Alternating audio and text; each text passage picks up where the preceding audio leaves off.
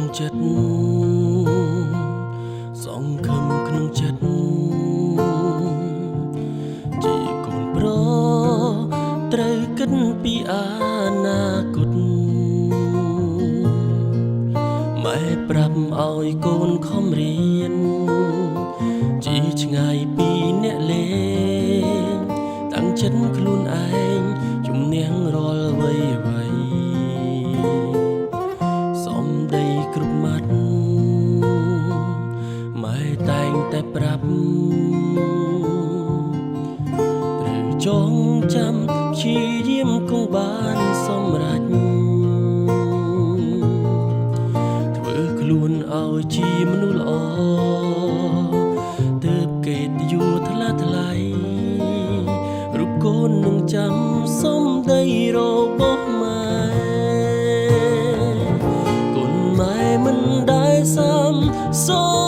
នចំលងកូនផុនទុកព្រួយទួនឿយហត់អត់ធ្មត់មិនហាស្ដី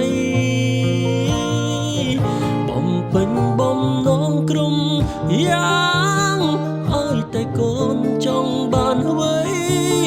ទួម្ដាយថ្លៃចង់ឲ្យកូនខំរៀនហើយអ្វីថ្ងៃនេះ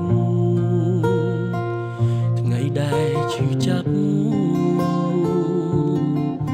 រខានស្ដាំដំបូងមានម៉ែទៀតហើយកូនយំអោបទ្រូងអ្នកម្ដាយបេងដងកូនស្ទើរប្រេងថ្ងៃនេះព្រោះនេះព្រួតម៉ែរៀងរហូតហើយ